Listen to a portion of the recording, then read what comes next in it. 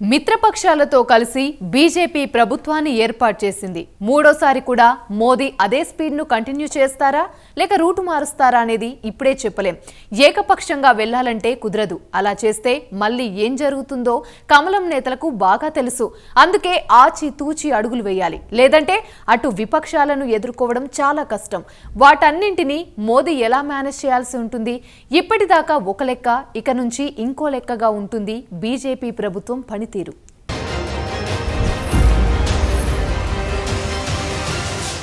BJP దూకుడుకు కళ్లం వేశాయి 2024 రిజల్ట్స్. బలం ఉన్నప్పుడే దూకుడుగా వ్యవహరించారు. ఏదైనా వార్ వన్ సైడ్ అనేట్టుగా చేసుకుపోయారు. ఎవరైనా ఎదురు తిరిగినా, మాట వినకపోయినా చుక్కలు చూపించేవారు. ఈసారి అలా కుదరదు. మిత్రపక్షాలకు సమాధానం ఇవ్వాలని విపక్షాలకు చెప్పుకోవలసి ఉంటుంది.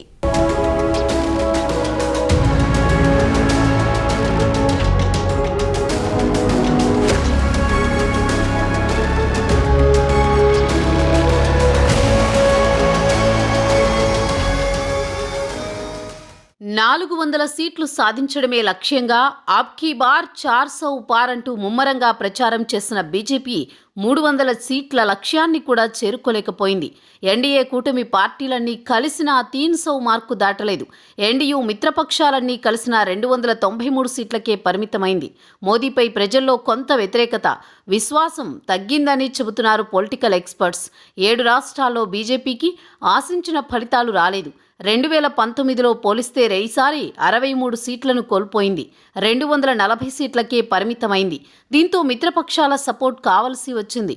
సొంతంగా మెజారిటీ సాధిస్తామనే నమ్మకంతో ఉన్న కమలం నేతల కలలు ఒక్కసారిగా చెరిగిపోయాయి.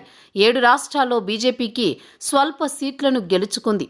అది బీజేపీ పాలిత రాష్ట్రాలే.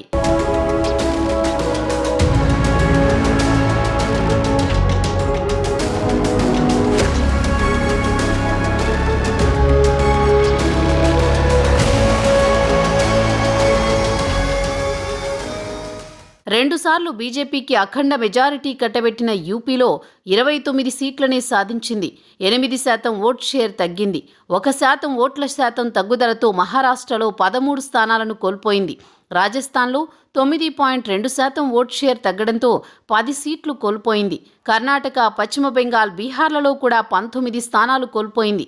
మధ్యప్రదేశ్, ఒడిషా రాష్ట్రాలే బీజేపీని కాపాడాయి. అక్కడ కూడా మిశ్రమ ఫలితాలొస్తే పరిస్థితి వేరేలా ఉండేది.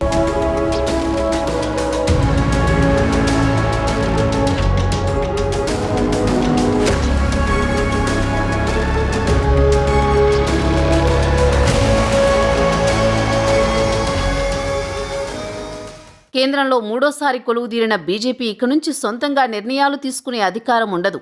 ఏ నిర్ణయం తీసుకోవాలన్నా మిత్రపక్షాలతో కలిసి చర్చించి అందరూ ఓకే అంటేనే అమలు చేయాల్సి ఉంటుంది. కాదు కూడదు అని మొండికేస్తే అసలు కేసరొచ్చే పరిస్థితి ఉంది. ఎందుకంటే గత 10 ఏళ్లు బీజేపీకి ఫుల్ మెజారిటీ రావడంతో ప్రధాని మోదీ సొంతంగా నిర్ణయాలు తీసుకునేవారు. ఎవరెన్ని చెప్పినా, ఎవరేమి సూచనలు చేసినా పట్టించుకునేవారు కాదు. ఒక్కసారి మైండ్లో ఫిక్స్ అయిందంటే బ్లైండ్గా వెళ్లేవారు. ఇక నుంచి అలా డెసిషన్స్ తీసుకోవడం కుదరదు.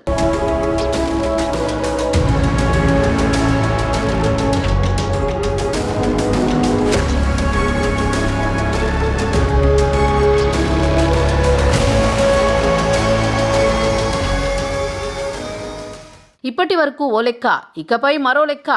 ఈ మూవీ డైలాగ్ ఇప్పుడు పర్ఫెక్ట్గా బీజేపీకి సెట్ అవుతుంది. ఎందుకంటే ప్రజలు ఇచ్చిన తీర్పు దెబ్బకు బీజేపీ మెజారిటీ మార్కును అందుకోలేకపోయింది. తప్పనిసరి పరిస్థితుల్లో మిత్రపక్షాలైన టీడీపీ, జేడీయూ మద్దతు అత్యంత కీలకమైంది. 2 టర్మ్స్లో ఫుల్ మెజారిటీ ఉండడంతో బీజేపీ ఆడిందే ఆట, పాడిందే పాటలా సాగింది. కానీ ఇకపై అలా ఉండబోదు. ఇది మాత్రం పక్కా.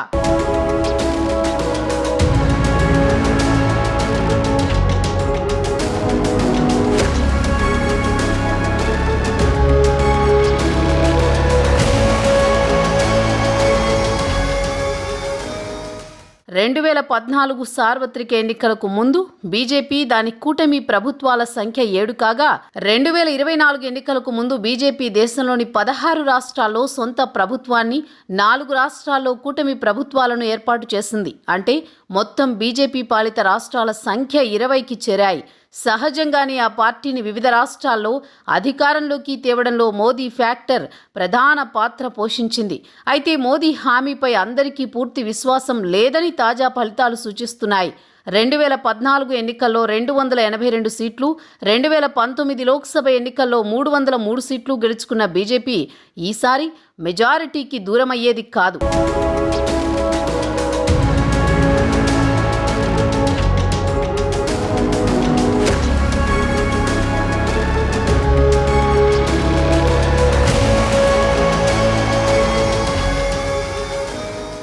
కాంగ్రెస్ మేనిఫెస్టోను లక్ష్యంగా చేసుకుని ప్రధాని చేసిన ఎన్నికల ప్రసంగాలు ఆశించిన ఫలితాన్ని ఇవ్వలేదంటున్నారు ఎక్స్పర్ట్స్.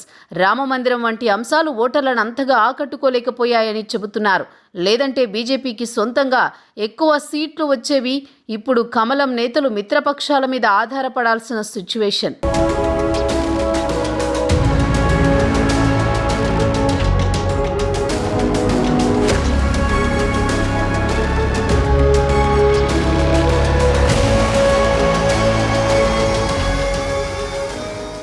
పుల్వామా వంటి జాతీయ భద్రతా సమస్యలు, ఆర్టికల్ 370 రద్దు, ట్రిపుల్ తలాక్ వంటి అంశాలను ఓటర్ల వరకు తీసుకువెళ్లారు. కానీ వాటి ప్రభావం ఫలితాల్లో కనిపించలేదు. పాకిస్తాన్కు వ్యతిరేకంగా కఠిన వైఖరి ఎప్పుడూ ప్రభావవంతంగా ఉంటుందని నిరూపితమైనా ఈసారి దాని గురించి తక్కువ చర్చ జరిగింది. అయోధ్య రామమందిరం తమను గెలిపిస్తుందని బీజేపీ నేతలు భావించారు. దేశమంతా ఉంటుందని చెప్పుకున్నారు. హిందుత్వ అజెండా తమకు సీట్లు తెచ్చిపెడుతుందని ఆశించారు. కానీ ఫలితాలు చూస్తే హిందుత్వ అజెండా పని చేయలేదని స్పష్టమైందని చెబుతున్నారు పొలిటికల్ ఎక్స్పర్ట్స్. అభివృద్ధి, సంక్షేమాన్ని పక్కన పెట్టి హిందుత్వ అజెండాతోనే గెలుస్తామంటే కష్టమేనని రిజల్ట్స్ చూస్తే తెలుస్తుందన్నారు.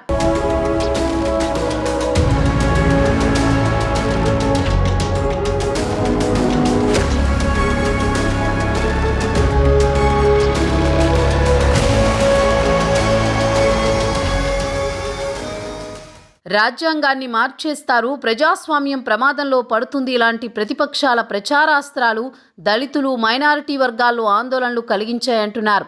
నిత్యావసరాల ధరలు, ద్రవ్యోల్బణం, నిరుద్యోగం, ఉపాధి లేమి సమస్యల పరిష్కారానికి కృషి చేయకుండా నిత్యం హిందుత్వ అజెండానే ముందుకు తీసుకురావడం ఓ వర్గం ఓటర్లలో అసంతృప్తిని పెంచిందని, దాని పర్యవసానమే ఎన్నికల్లో కనిపించిందన్నారు.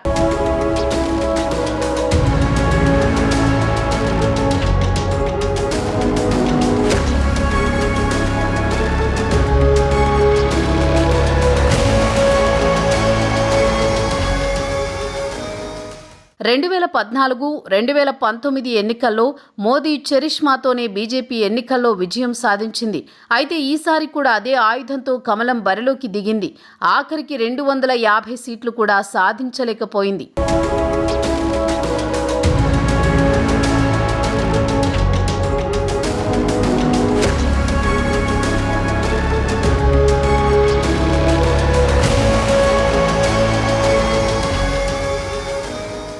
పదేళ్లలో మోదీ సాహసోపేతమైన నిర్ణయాలు తీసుకున్నారు. ఎవరి అభిప్రాయం అవసరం లేకుండానే అమలు చేసేవారు. ఇప్పుడు నిర్ణయాలు తీసుకోవాలంటే మాత్రం కూటమి నేతల అంగీకారం కంపల్సరిగా మారింది. అటు విదేశీ విధానంపై కూడా ఆచితూచి అడుగులు వేయాల్సిందే. గతం మాదిరిగా దూకుడుగా వ్యవహరిస్తామంటే కుదరదు.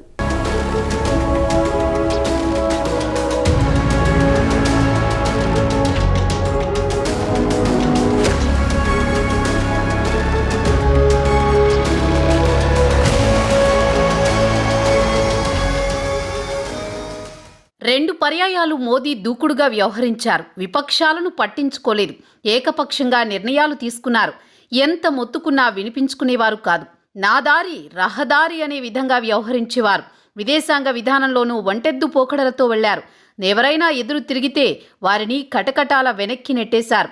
ఆఖరికి సీఎంలని కూడా చూడలేదు. తనను ఎదిరించిన వారికి ఎలాంటి పరిణామాలు ఎదుర్కోవలసి ఉంటుందో చేసి చూపించారు. ఇక తనకు తిరుగులేదని భావించారు. కానీ థర్డ్ టైం సీన్ మొత్తం రివర్స్ అయింది. బీజేపీకి స్పష్టమైన మెజారిటీ రాలేదు. కాంగ్రెస్ బలపడింది. విపక్ష హోదా దక్కించుకుంది. ఇప్పుడు ఏ నిర్ణయం తీసుకోవాలన్నా, దేనిపైన చర్చ జరగాలన్నా అందరి అభిప్రాయాలు తీసుకోవాల్సిందే. అసలు మోదీకి ఎందుకు ఈ పరిస్థితి వచ్చింది?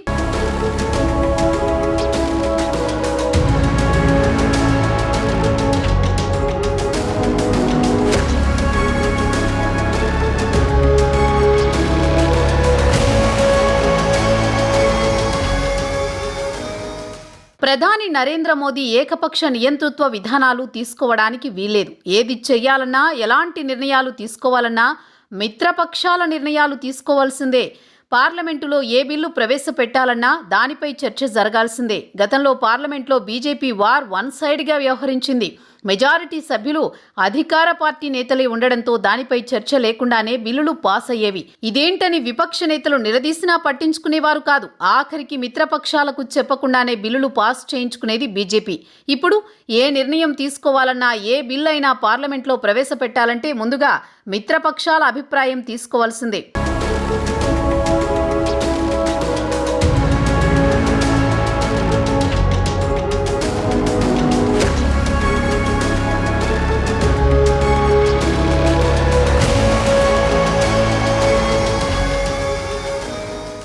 గతంలో ఆర్టికల్ 370 రద్దు, ట్రిపుల్ తలాక్ లాంటి సాహసోపేతమైన నిర్ణయాలు తీసుకున్నారు ప్రధాని మోదీ. విపక్షాలు వద్దని వారించినా వినిపించుకోలేదు. ఈ 5 ఏళ్లలో సంచలనాల జోలికి వెళ్లడం కుదరదు. ఎందుకంటే ఏ నిర్ణయం తీసుకోవడానికి ముందు ఎన్డీఏ మిత్రపక్షాలతో చర్చించాల్సిందే. అలా కాకుండా మొండిగా ఏకపక్షంగా ముందుకు వెళతామంటే కుదరదు. ఎందుకంటే మిత్రపక్షాల మనోభావాలు ఏమాత్రం దెబ్బతిన్నా మోదీ సర్కార్ మనుగడకే ఎసరు.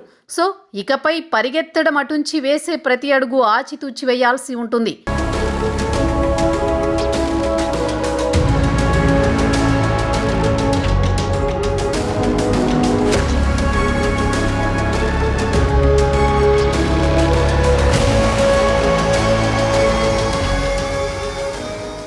ప్రధాని మోదీ మిస్టేక్స్ ఇండియా కూటమి బాగానే క్యాష్ చేసుకుంది. మౌలిక సదుపాయాల కల్పన, ఉద్యోగ, ఉపాధి వంటి ప్రాథమిక సమస్యలు పరిష్కారం కాలేదు. బీజేపీ విధానాలు, పాలనపై ప్రశ్నించిన మేధావులను అరెస్ట్ చేసి వారిని నెలల తరబడి జైళ్లలో నిర్బంధించారు. ఏటా 2 కోట్ల ఉద్యోగాలిస్తామని 2014లో మోదీ వాగ్దానం చేశారు. ఆ లెక్కన గత 10 ఏళ్లలో 20 కోట్ల ఉద్యోగాలు రావాలి. కానీ అందుకు భిన్నంగా ప్రభుత్వ రంగ సంస్థలను అమ్ముకుంటూ ప్రైవేట్ పారిశ్రామికవేత్తలను ప్రోత్సహిస్తున్నారనే విమర్శలు చేశాయి విపక్షాలు. వ్యవసాయాన్ని పండుగ చేస్తామని చెప్పి పంటలకు గిట్టుబాటు ధర కల్పించడంలో విఫలమయ్యారని ఆరోపించాయి.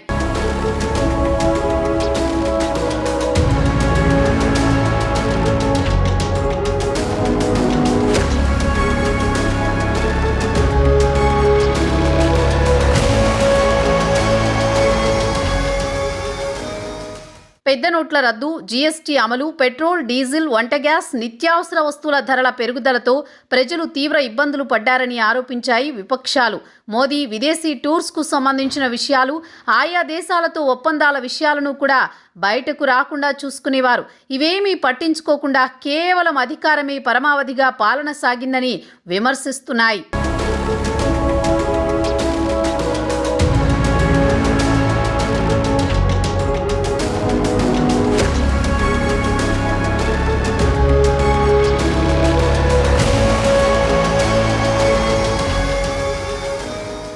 భారత్ జోడో యాత్ర ద్వారా ప్రజల్లోకి వెళ్లిన రాహుల్ గాంధీ రాటుదేలిపోయారు. ప్రాంతీయ పార్టీలను ఏకతాటిపై నడిపించడంలో కొంతవరకు సక్సెస్ అయ్యారని చెప్పొచ్చు. అందుకే ఈసారి ఎన్నికల్లో కాంగ్రెస్ సొంతంగా సెంచరీకి చేరువలో నిలిచింది. మిత్రపక్షాలతో కలిసి పలు రాష్ట్రాల్లో మంచి పర్ఫార్మెన్స్ చేసింది. అధికారంలోకి మాత్రం రాలేకపోయింది. కానీ బలమైన ప్రతిపక్ష పార్టీగా అవతరించింది. గత 2 పర్యాయాలు పేలవ ప్రదర్శన చేసిన రాహుల్ ఈసారి మాత్రం బీజేపీ అంచనాలను మించి దూసుకుపోయారు. అందుకే బీజేపీ అటు మిత్రపక్షాలను, ఇటు ప్రతిపక్షాలను ధీటుగా ఎదుర్కోవాల్సి ఉంటుంది.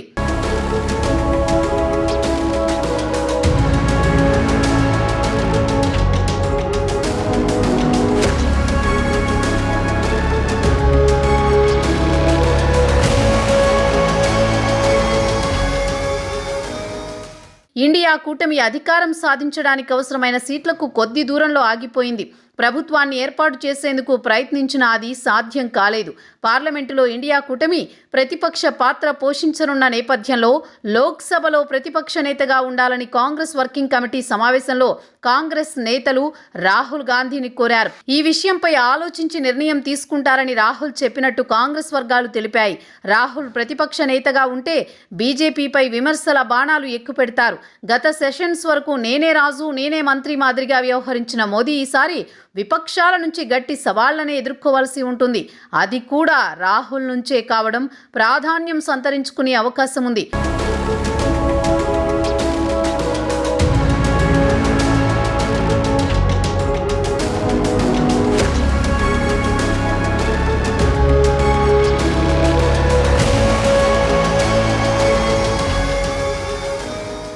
మొత్తంగా చెప్పాలంటే ఈ ఎన్నికల్లో మోదీ బీజేపీ ఊహించినట్టుగా ఏదీ జరగలేదు. ప్రజలు 240 సీట్లకు బీజేపీ బలాన్ని కుదించారు.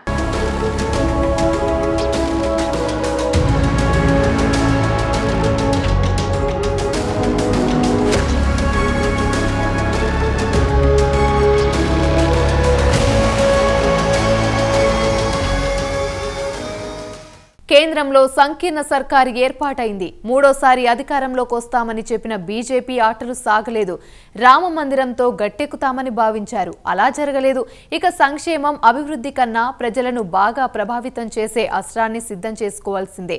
లేకపోతే నాలుగోసారి గెలవడం కష్టమే. ఇప్పటికే చుక్కలు చూపించారు. మళ్లీ ప్రజల్లో సెంటిమెంట్ను రగిలిస్తేనే గెలుపు సాధ్యమనే భావనలో ఉన్నారు నేతలు. అందుకు పీఓకేనే గెలుపు అస్త్రంగా మారే అవకాశం ఉంది.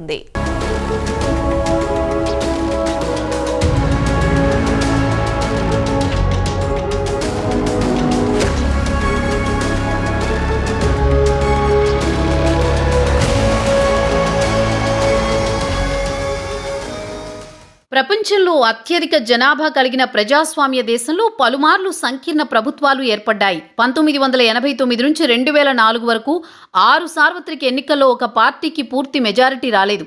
ఈ సంకీర్ణాలలో కొన్ని గందరగోళంగా ఉన్నాయి. 1989 నుంచి 1999 మధ్య 8 సంకీర్ణ ప్రభుత్వాలు ఏర్పడ్డాయి. వాటిలో కొన్ని చాలా తొందరగా కూలిపోయాయి. అయితే దేశంలో ఆర్థిక సంస్కరణలు, అత్యధిక వృద్ధి రేటు కాంగ్రెస్, బీజేపీల నాయకత్వంలోని సంకీర్ణ ప్రభుత్వాల సమయంలోనే సాధ్యమయ్యాయి. అయితే సంకీర్ణంలో అంతా సాఫీగా సాగడం అసాధ్యమని పలువురు నిపుణులు అభిప్రాయపడుతున్నారు.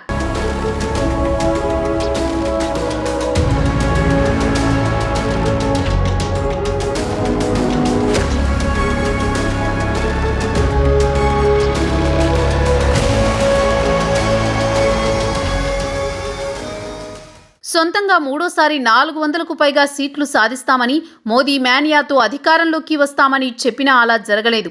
మోదీ ఇమేజ్, అయోధ్య రామమందిర నిర్మాణం బీజేపీకి ప్లస్ అవుతుందని భావించారు. కానీ అలా జరగలేదు. ఏ పార్టీకి స్పష్టమైన మెజారిటీ ఇవ్వలేదు. 2 సార్లు ఈజీగా విక్టరీ కొట్టామని, థర్డ్ టైం కూడా తమకు ఎదురు లేదని భావించిన కమలం నేతలకు గట్టి షాక్ ఇచ్చారు ప్రజలు.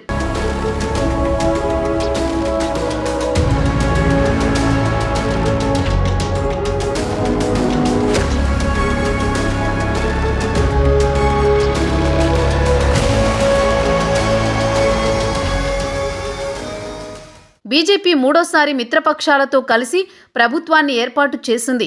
2047 వరకు అధికారంలో కమలం దళమే ఉండేలా ప్లాన్ వేస్తున్నారు మోదీ. అందుకు ఇప్పటి నుంచే ప్రణాళికలు రచించారు. ఈసారి ఎన్నికల్లో రామమందిరం, హిందుత్వ అజెండాతో ఓట్లు పడతాయని భావించారు. కానీ హిందీ బెల్ట్ రాష్ట్రాల్లో కొన్ని సీట్లను కోల్పోవలసి వచ్చింది. బీజేపీకి బంపర్ మెజారిటీ వస్తే పీఓకేను స్వాధీనం చేసుకుంటామని ఎన్నికల ప్రచారంలో చెప్పారు అమిత్ షా. అది జనాలకు బాగా కనెక్ట్ కాలేదు. 2029లో ఇదే అస్త్రంగా బీజేపీ మలుచుకునే ఛాన్స్ ఉందంటున్నారు ఎక్స్పర్ట్స్. 2019లో బీజేపీ అధికారంలోకి రావడంలో సర్జికల్ స్ట్రైక్స్ చాలా ఉపయోగపడింది. అందుకే మళ్లీ సెంటిమెంట్ను రైజ్ చేసేందుకు మోదీ ప్రయత్నిస్తారని చెబుతున్నారు.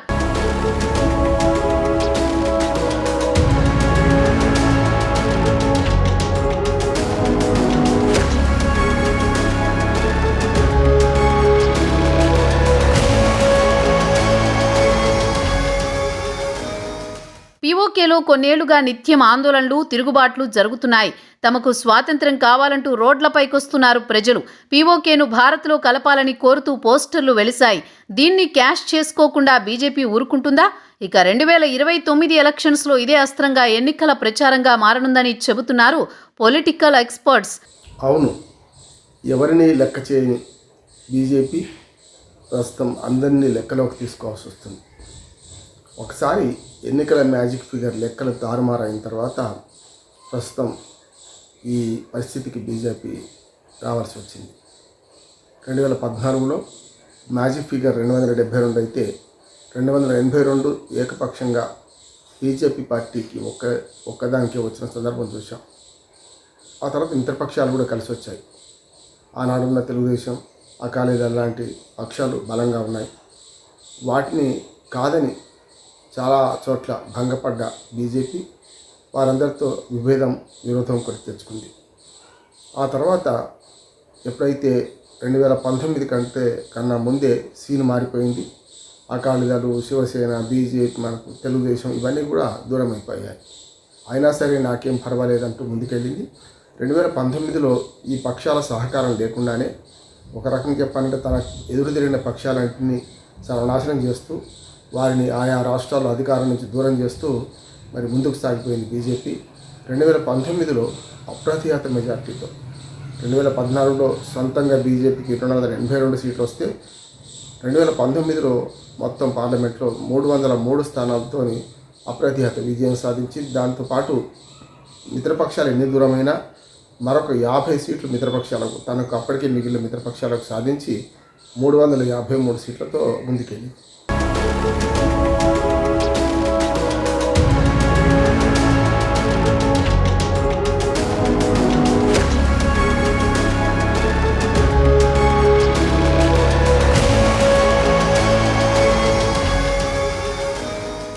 మోదీ థర్డ్ టర్మ్లో చాలా చేయాలనుకున్నారు.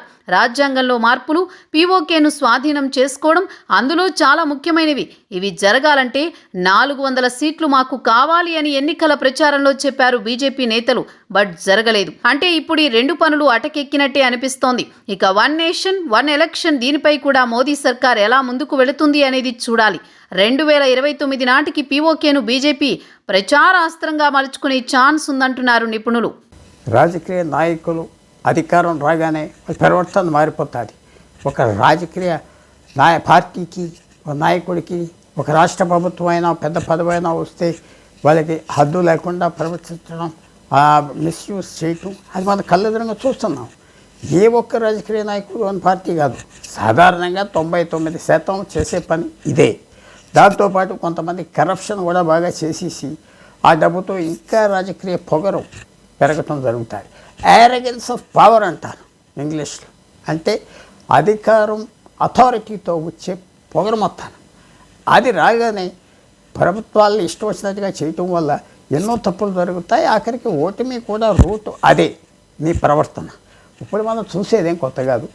కొత్తగా వచ్చిన ప్రభుత్వాలు కొన్ని రోజులు చాలా మర్యాదగా గౌరవంగా ఉంటాయి. తర్వాత పాత ప్రభుత్వం ఎలాగున్నదో అలాగే మారిపోతూ ఉంటారు. ఎందుకంటే ఇప్పుడు వచ్చే ప్రభుత్వంలోకి అన్ని రాష్ట్రాల్లో కొత్త స్టాక్ కాదు కదా, కొత్త హ్యూమన్ రిసోర్సెస్ కొత్త వాళ్ళు రావట్లేదు కదా, పాత వాళ్ళే ఈసారి వాళ్ళు, ఈసారి వీళ్ళు, లేకపోతే పార్టీలు మారటం, కొత్త మొహాలు, కొత్త రక్తం లేదు. కాబట్టి ఇది పద్ధతి. అధికారంలో ఉన్నప్పుడు ఇష్టంగా చేయటం, అధికారం పోయినప్పుడు నమ్రతగా తిరిగి దాక్కోవటం, ఇది ఒక రొటీన్ అయిపోయింది. ఎవరైనా కొత్తగా ప్రవర్తన తీసుకొస్తారంటే చాలా తక్కువగా కనపడుతుంది. అన్నిటికంటే ముఖ్యం మన రాష్ట్రాల్లో, తెలుగు రాష్ట్రాల్లో అథారిటీ వస్తే చాలు మనం మిస్యూజ్ చేసుకోవచ్చు, మనం చెలాయించవచ్చు.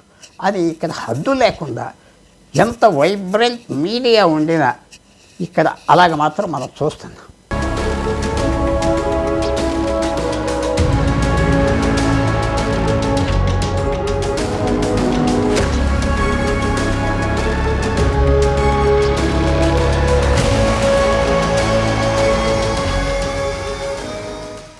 మోడీ థర్డ్ టర్మ్లో చాలా చేయాలనుకున్నారు. రాజ్యాంగంలో మార్పులు, పీఓకేను స్వాధీనం చేసుకోవడం అందులో చాలా ముఖ్యమైనవి. ఇవి జరగాలంటే 400 సీట్లు మాకు కావాలి అని ఎన్నికల ప్రచారంలో చెప్పారు బీజేపీ నేతలు. బట్ జరగలేదు. అంటే ఇప్పుడు ఈ 2 పనులు అటకెక్కినట్టే అనిపిస్తుంది. ఇక వన్ నేషన్ వన్ ఎలక్షన్, దీనిపై కూడా మోడీ సర్కార్ ఎలా ముందుకు వెళ్తుంది అనేది చూడాలి. 2029 నాటికి పీఓకేను బీజేపీ ప్రచారాస్త్రంగా మలుచుకునే ఛాన్స్ ఉందంటున్నారు నిపుణులు.